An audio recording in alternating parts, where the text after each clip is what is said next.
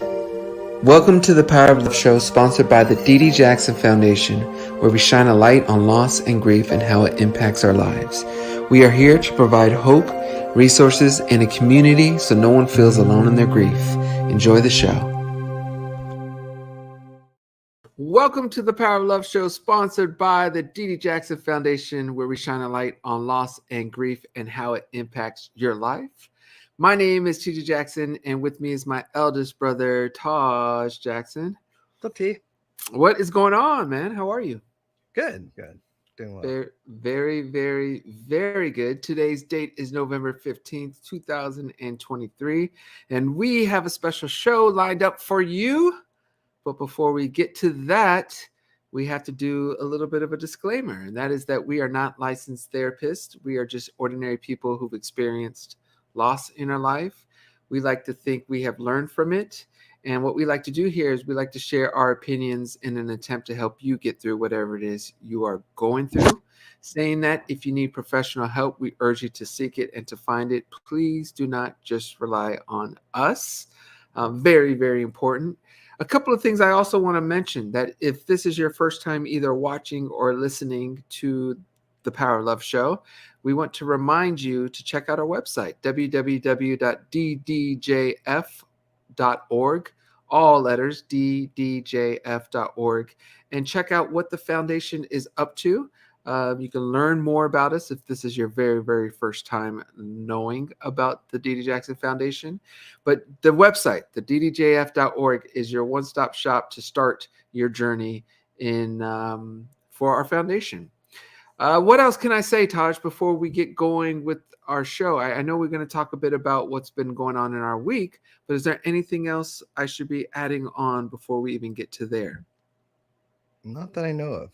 No. Okay. Hey, not that I know of. Okay, so Taj, talk to me. What was your week? How was your week? Anything exciting? Anything new going on in Taj Jackson's world?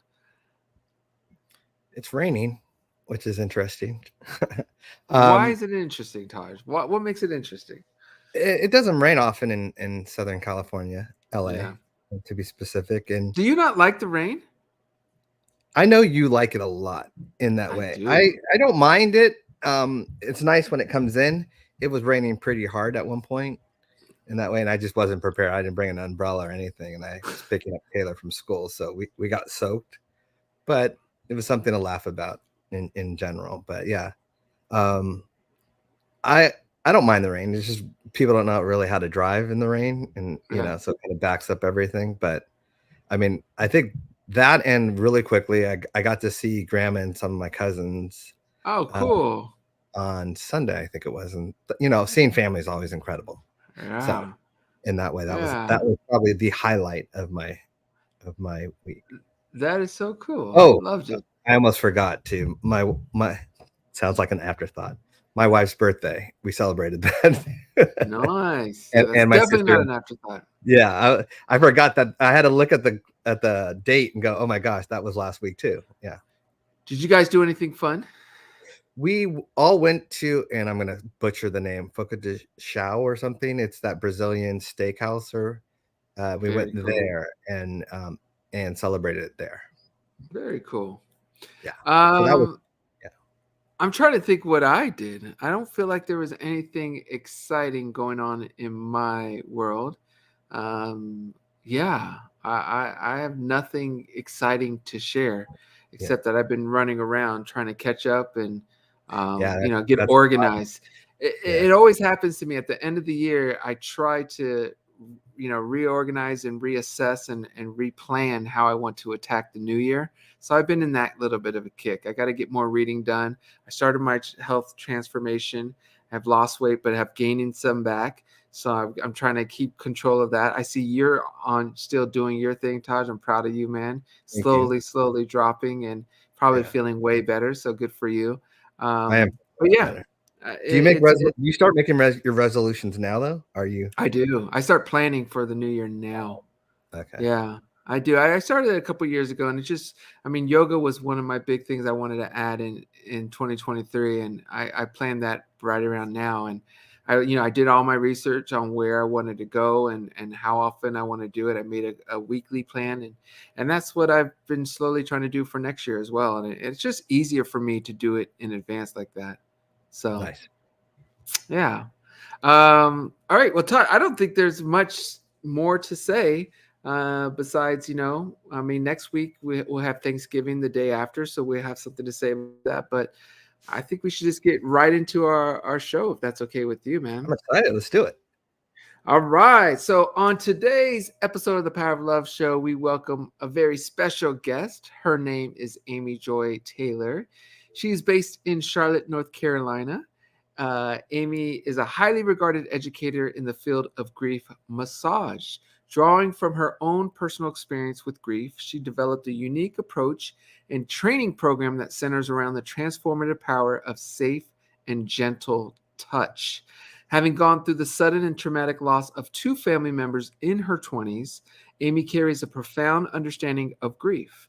In her early 40s now, she feels deeply honored to have touched the lives of many individuals through her work in grief massage.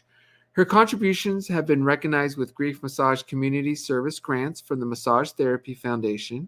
Aimee has also published an insightful article on grief massage in Massage and Bodywork magazine. Through her organization, the Institute for Grief Massage, Inc., she has had the privilege of training grief massage practitioners from the United States, Canada, Australia, and France. Aside from her expertise in grief massage, Aimee holds a master's degree in clinical mental health counseling. She has gained valuable experience as a grief counseling intern at a hospice organization, further enhancing her ability to support individuals through their grief journeys. Aimee is happily married, and her days are filled with the delightful excitement and unbridled joy brought by her young toddler. So I love all this. Here today to share a bit about her work with the Institute of Grief Massage. Without further ado, ladies and gentlemen, please welcome to the show Aimee Joy Taylor. Aimee! How are you? I am so honored to be here. Thank you for having me. Thank you. I didn't butcher any names or anything in the intro, did I? I always like to start with that to clarify anything I may have messed up. No, it was surreal to hear all of that because reflecting on my grief journey, the person I was when I had my very first loss almost 19 years ago, I wouldn't have believed that I would be here on this side of the experience. So thank you. Well, thank you for joining us. I've heard of massage. I enjoy having a massage. It always helps with tension, makes me feel brand new, and especially if I'm playing a lot of sports, massages are always something that always makes me walk better. Yes. Pretty much immediate, all that good stuff. But I've never heard of grief massage, and I think that is such a cool thing. So I'm excited to learn more about that. To start, my first question is I'm always curious to know what life experiences served as like the driving force behind the creation of the Institute of Grief Massage. Yes. Thank you for asking. Well, it's been almost exactly 19 years since the last time I spent time with my brother Chris here in the physical realm. I still feel very connected to him. And I feel like he is spiritually supporting this work and supporting me. But I saw him when he came home for Thanksgiving in 2005. We had a wonderful time together. And then 2 weeks later, he had a horrific car accident that took his life and took the life of his passenger. And at the time, I was only 24 years old. So having an experience like that at such a young age, it's really like an existential identity changing experience. At least it was for me. And we were only a few years apart. He was 20. So I was very lost, and I was watching my parents go through an experience that they didn't know how to handle either. And we did not have a lot of support. So I really had to lean into whatever I could find, really. I remember one experience where I went to a bookstore, and that felt like a safe place to me. They had, books about grief and dim lighting. It was a relaxing atmosphere. And I just wanted to stay at that bookstore all day because it was so hard to find a safe place. You Yeah. know, our culture, here in North America moves so fast. And, we can feel like we need to put on a brave face and act like we're doing okay to be productive. So I was dealing with that. At the same time, I felt really still connected to him, and I felt led to not give up on myself and not give up on the goals that I had right before his accident, which my main goal had been going to massage school. So I decided to go ahead and continue with that goal, asking my brother Chris to come with me, in whatever way you can. I need your support. I can't do this by myself. So about 6 weeks after his accident, there I was in massage school. I didn't even know why I was there. I just knew I was supposed to be there. And that led me to experiencing massage for the first time, which as a griever, it was literally life-changing for me to have that hands-on support for my body and my nervous system, even though my fellow students didn't know I was grieving. I didn't even really tell anybody. So that experience opened my eyes to not only the need for a safe place to grieve, but the power of touch. Yeah. So that was Yeah, I was gonna say, I know you believe that touch, safety, and unconditional acceptance can play a vital role in creating a kinder world for grieving people. yes. And I would, it makes sense to me, but I would love to hear it from your world. Why do you hold this belief? Yes. Well, touch is our first language. It's a very primal way of communication. When we're babies, that's how we know we're safe. And at the end of life, that's the last sense that people who are dying, have access to. So it's very primal to understand the language of touch. I find that grief and loss can be unspeakable. There are literally not words, people's attempts to bring comforting words usually, in my experience, cause more harm because it just doesn't do justice to the experience. So, just the level of safe touch can meet us where we are and bring a sense of comfort. Um, and from a physiological standpoint, also, um, there's a field of trauma research called the polyvagal theory. Stephen Porges has discovered that our nervous system states are contagious to each other on a physical basis. If we're with someone, let's say a grief massage therapist, who's in a calm and grounded state, we can borrow their calm. That's contagious to us, which can be so valuable during grief. So those are just some of many reasons I have found that safe, gentle touch can just provide a moment of peace and respite. And I sometimes call it assisted relaxation because it can be so hard to find that when we're grieving. Yeah, I love that because I've made it no secret that a hug I received from my Uncle Jermaine was one of the most important things that I've ever experienced in my life, and no words there's no words I can remember. It wasn't like let me to elaborate. It was right after learning of my mother's death. We had went to the hospital and learned of it, and it was the first sense of touch I got, and it was a hug from him, and it was such a powerful and important touch hug that I received, that it really was the first time I felt like I was alive again. I felt I was, and so when you're saying this, it makes a lot of sense, especially I loved the part of your answer talking about, as babies, it's touch that we feel where we're safe, and same with at the end of our life, it's the touching, is the last kind of sense that is functioning.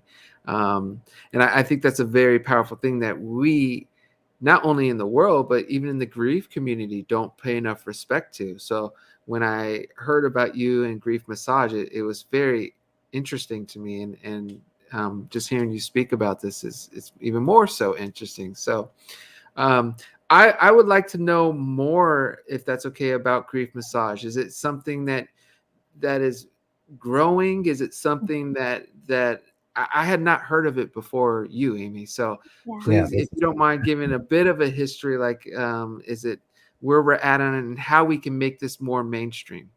Oh, yes. Thank you for asking. My hope is that at some point it will be so common and so widely available that no one will bat an eyelash. It'll just be Yeah. like, oh, like sports massage. It's something that's helpful. It's come a long way. Back in 2007, when I graduated from massage school, there was one person on the internet that was offering any kind of training. Now we have several people offering grief massage training. You can Google grief massage, and there are many massage therapists who are offering this. I think we still have a long way to go with awareness and training options, but it is something that I think as more people experience loss and receive massage, which has become more widespread overall, I think more people are discovering the power of touch during grief. Mm-hmm. And it's just a matter of time with people working together and spreading awareness that I would love to see it be something, like I said, as common as prenatal massage or sports massage. We're not there yet, but we're working towards it. I'm connected with a woman in Arizona named Jenica Kleeman who teaches a class, and there's a woman in Chicago named Merelda Rodriguez who teaches a class. And I think we're in the early stages, but we're going to become a resource that hopefully will be available to everybody. Yeah, I think it's so great. I really do. I have a quick question in terms of what I'm fascinated by all this, but I was just wondering, in terms of, you said that you wanted to go to massage school, and there was kind of a promise to your brother to go in that way, which I love that aspect of it, because that's exactly what we did with our album. It was a promise to our mom. We dedicated it to her, so it was our driving force to get us through. But my question was, it's not a weird question, but it's random. When you wanted to go to massage school, what was the emphasis of that before in that way? Thank you for asking. That, I think it was probably 2 years before my brother's death. My mom actually had a car accident. It was not fatal, but she had an injury. She couldn't walk. And I drove her around town to multiple doctor appointments. No one could help her. Wow. I brought her to a massage therapist who also practiced energy medicine. And as my mom was getting her treatment, all I did was sit in the waiting room. I mean, that's all I was doing. But being in that environment, it was a very healing space, very calming. I had one of those moments where you just know, like, this is what I'm called to do. And I had no idea what that meant, but I just sat there and was like, I am supposed to do what this woman's doing. Needless to say, I was even more impressed when my mom walked out of the appointment, because she had been unable to walk. And so that made a huge impression on me and started me on the path. And that's why I was already heading in that direction. I could have never imagined that it would be, focused on grief. That would have scared me to know that for sure. But Yeah. Wow. thank you for Great. asking. Of course. Yeah. Now, at the Institute for Grief Massage, you offer both online virtual classes and in-person live classes. Can you explain to anyone who may be watching and that is interested, can you explain how online classes work and what students can anticipate from these classes? Yes, thank you for asking. The online classes really grew out of my realization that not everybody could come to Charlotte for classes. I noticed people were showing up from all over the country for classes because there isn't that much like out there right now. And I realized that, okay, we could do this over Zoom. At the time, actually, I was using Skype. And students have had really powerful experiences learning in that format, just like they do in live classes. So in that format, we gather 10 or less, usually it's 5 or 6 massage therapists, and we meet 5 times focused on different aspects of grief massage. We focus on how grief affects the body, how we can really be sensitive to grief during intake processes. I share a sequence, which is basically a fancy word for like how to do massage, during grief. Not that I have cracked the code, everyone's different, but I just have a certain way of doing the massage part of it that, has worked well. And then we talk about our scope of practice and how to not go into the realm of counseling or other, diagnosing anything. And then we also talk about how to actually create a program in the community to help people in your community. So that's really what you can expect, is to be with other massage therapists, learning together, having discussions, talking, and having support too. I like to offer mentoring to my students as well, because it is still relatively new enough that it can be a little scary to start offering something that no one's heard of before. Well, thankfully for people like you, I feel our kids, especially our kids' it's not going to be a foreign thing. I think it's going to be same like prenatal and, whether it's Swedish massage or sports massage. I think grief massage is going to be one that just people don't even bat an eye at. And I think that's huge. And so before we forget to tell you, a big thank you for being a pioneer in that and helping that come to the forefront, because it needs to. Now, I assume, but you correct me if I'm wrong, the live classes are similar, but just in person. Is there any difference, or is it just more hands-on because you're live and in person? Yeah, the live classes are a little more compressed. It's 2 full days of training, and it's very similar. We do have an opportunity to do some hands-on practice as well. I'll set up a massage table and kind of demonstrate in person how I do grief massage, but it's not terribly different. For folks who don't want to have to travel. For environmental concerns or other reasons like that, I think the Zoom option can be really powerful. And I'm also about halfway through recording everything as a self-paced online class. Nice. So that'll be a third option for people who maybe their schedule won't allow them to do even Zoom classes. Love that. Love that. I was going to ask about that because that's something that I think is a really cool thing for in your field and with what you're doing. I think a self-paced class would be great. So I'm happy to hear you're doing that. Now, in your commitment to making grief massage accessible to everybody, to all and available in ways that support historically marginalized communities, you also offer an annual scholarship. Can you tell us more about this program and how eligible individuals can learn more and be considered for the scholarship offered through the Institute for Grief Massage? Absolutely.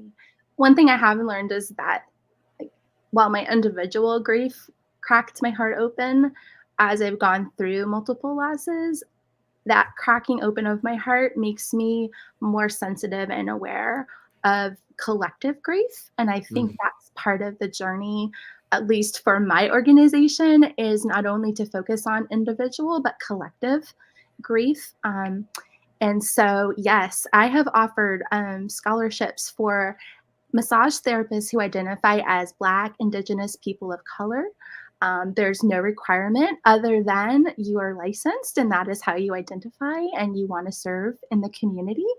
I am really hoping to offer my April live class and offer actually multiple scholarships for people who are in the Charlotte area. And I'm going to be offering at least one Zoom scholarship in 2024 as well. Something else that is related, I'm also opening spaces in the next March, February class for massage therapists who've been either impacted themselves or who serve clients impacted by the events in Israel and Gaza. I think that's really important to support everyone who's affected by all of these atrocities and violence. So that's something else I'm working on. That's great. Yeah. So before we, Taj, was there anything else?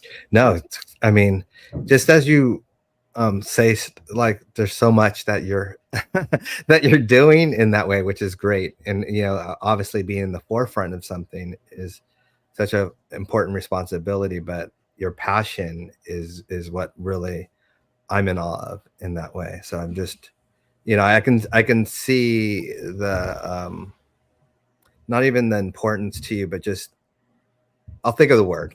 Could go on, TJ. Yeah. There's a genuine aspect to it that I really appreciate in that way. As someone that when you lose someone in general, that helping others aspect of it, but you have that genuine care, that empathy aspect that I always talk about. Thank you. I received that. Thank you. Yeah, I also think because she does massages, there's a touch, there's a connection, there's a realness about it all, which is powerful. Yeah. I want to show some. So if you're watching, I should say it this way: if you're watching on YouTube or Facebook, here's an overlay. Is a technical term for the Institute for Grief Massage: grieving healers, healing grievers, grieving healers, healing grievers, and mission-driven massage therapists. I built this place for you.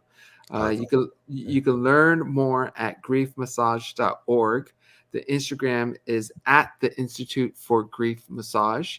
And again, I'm just so honored and proud of you, Aimee, and honored that you are joining us here, because I truly feel in 10, 15 years, this is going to be something that people are going to know way more about and aren't going to hesitate when you say, have you considered grief massage? I think people are going to say, like, yeah, I was thinking of doing that, or I'm going next. I really think it's going to grow pretty fast. And yeah, I'm happy that someone like you is at that forefront. Now, let me say this too. So, because another facet of your work is mentoring. How would you define the ideal mentee for your specific mentoring program? And where can individuals find more information about the mentoring opportunities you provide? Sure. Thank you for asking.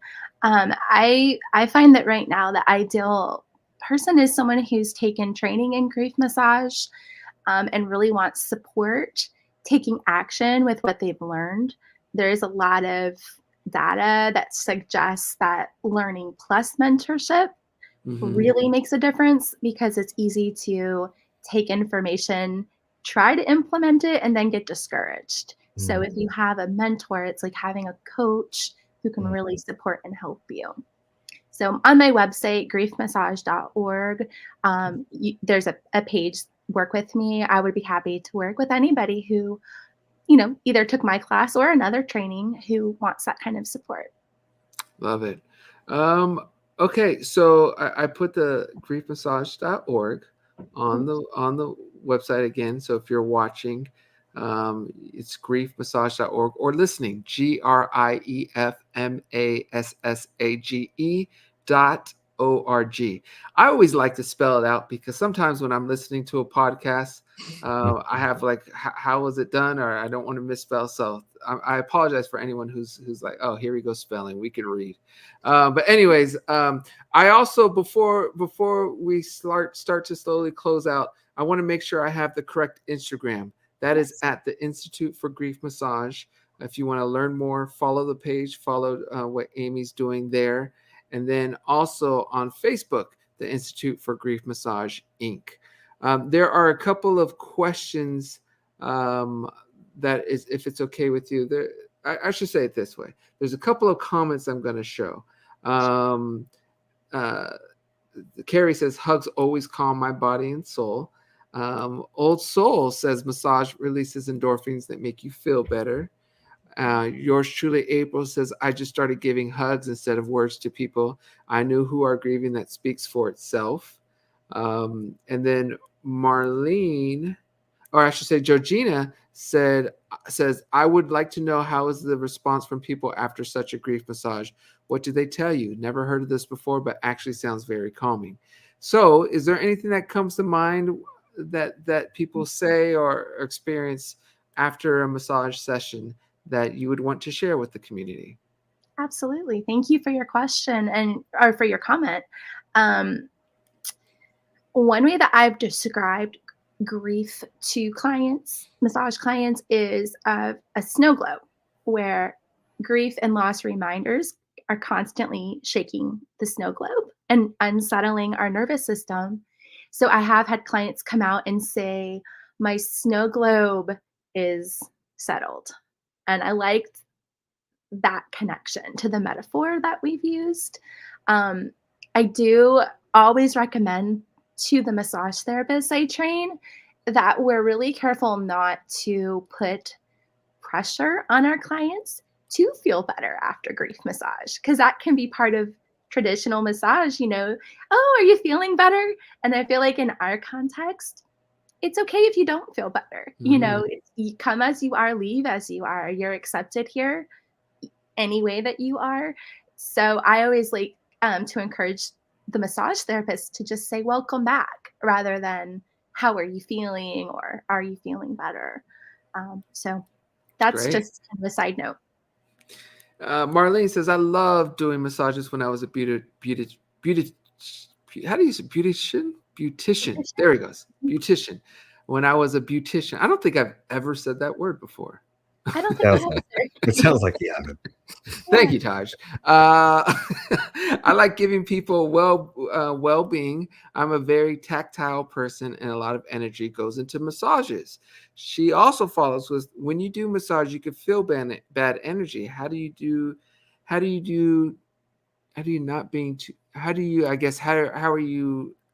get away with not being too much impacted by negative or bad energy?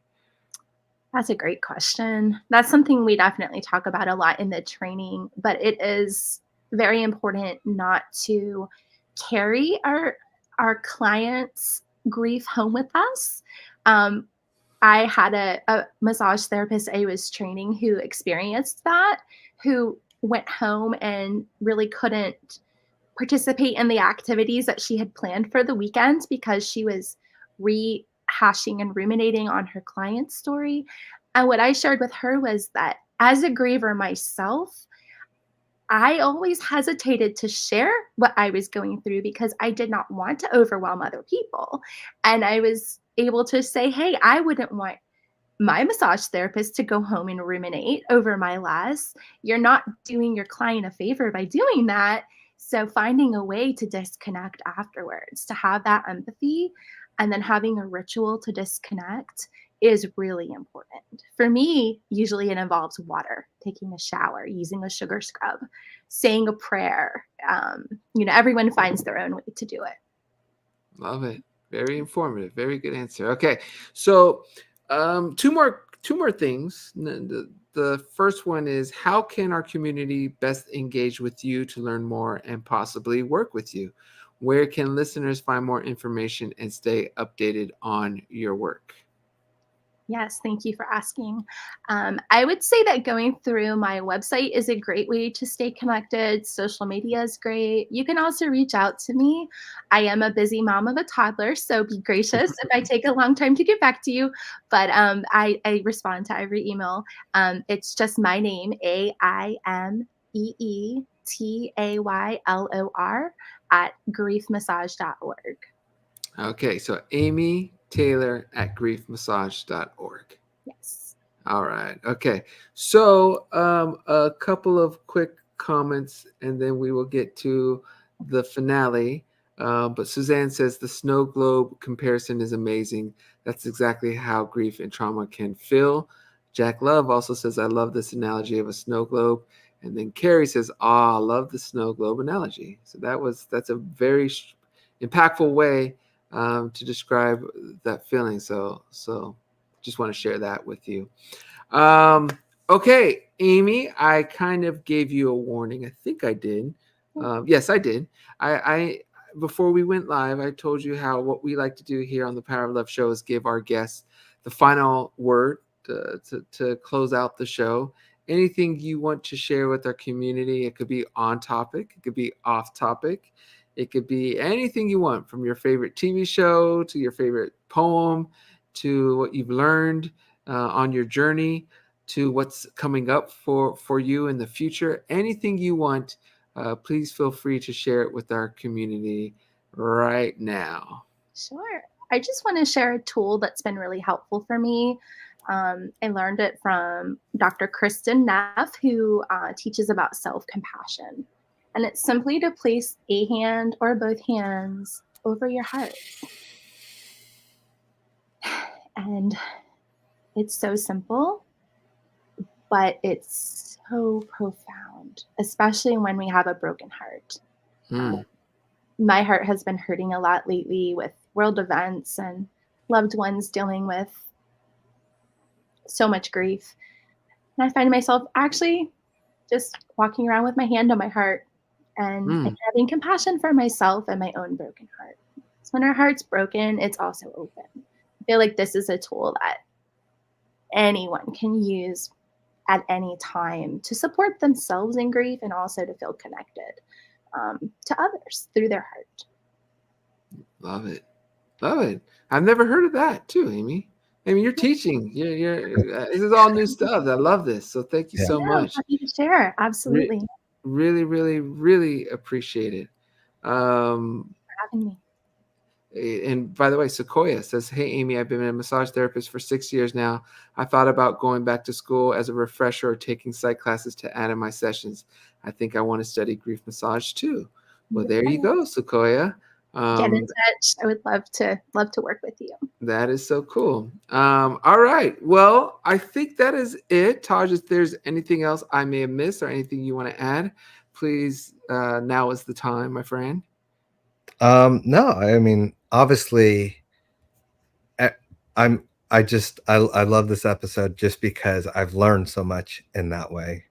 I commend what you're doing in that. I'm someone that TJ knows I'm not a massage person in that way. And this has really opened up my eyes in that way because I do believe in the power of touch in that. So it's really thrown me for a loop in a positive way. So that's why I've been lost. I'm usually not a lost for words person, as TJ knows when I talk, like I'm very articulate in this, but you've really thrown me for a loop in that way. So I might have to revisit my old habits. I've been trying to get him to be more embracive and opening to massages because they really are healing. And I think I've never looked at it through that lens, though. That's true. The thing. That's power the of difference. Touch. Yeah, Power usually touch. it's like meant to do something or fix something. So this is a very different way to look at it. So that's why I was saying that it's a totally interesting thing for me to realize. Thank you for sharing that. I'm glad that this was meaningful for you. Love it. Love it. Love it. Okay. Well, Aimee, on behalf of my brother Taj and our entire board at the D.D. Jackson Foundation, we want to just thank you for joining us sharing what you're doing, all the information and insight you have. We really appreciate your time and just sharing what you got with our community. So thank you so much to our community. We will be back next Wednesday at 1 p.m. with another episode of The Power of Love. We want to just wish you all the absolute best through the holidays. And Aimee or Taj, if there's anything else I'm missing, I just want to make sure you guys have an opportunity to share it or talk about it. Nothing? We're good? Thank you. All right. We will be back next Wednesday, everyone. Thank you so much for joining, and take care of yourself. Adios.